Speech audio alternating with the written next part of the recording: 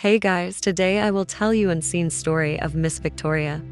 Her life was so elegant, and our work is now appreciable in all over the world. She worked for humanity. Some story of her life is as follows. The first rule of my family was simple. Don't ask questions that might have answers. We learned it early, at dinners where forks scraped plates louder than voices. In living rooms where the television spoke more truth than anyone dared to. Silence wasn't emptiness, it was structure. Load-bearing. Pull one piece out, and the whole house might collapse. My father enforced it with absence. My mother enforced it with smiles. My older brother, Samir, enforced it by becoming invisible. And I kept failing the entrance exam. It happened on a Tuesday evening. The kind that pretends to be ordinary. Lentil soup, warm bread, my mother humming while she stirred, as if sound itself could stitch things together.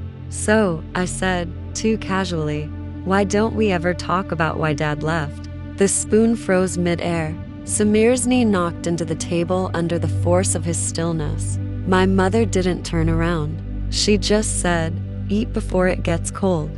That was the moment I understood the cost. Questions weren't forbidden because they were rude. They were forbidden because they worked. He didn't just leave. I pressed. My voice shook, but I didn't stop. He disappeared, and we're all pretending that's normal. My mother turned then. Her face wasn't angry. It was terrified. Why are you doing this? She whispered. Do you want to hurt us? No, I said. I want us to stop hurting. Samir stood up so fast his chair fell backward. You think you're brave, he snapped, but you're selfish. You get to leave. I stay. I deal with the mess after you blow everything up.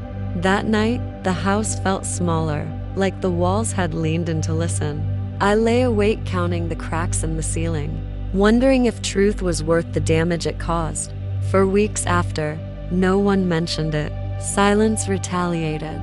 But something had shifted microscopically, like a fault line waking up. Then one evening, Samir knocked on my door. I remember the night Dad left, he said, staring at the floor. He didn't just walk out. He asked Mom to come with him. The room tilted. She said no. He continued.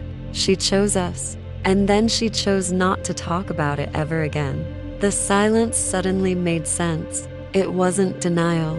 It was grief with nowhere to go. We didn't fix everything after that.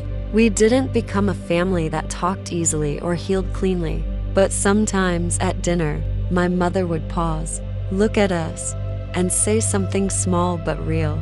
A memory, a regret, a truth. And each time, the house felt a little less fragile.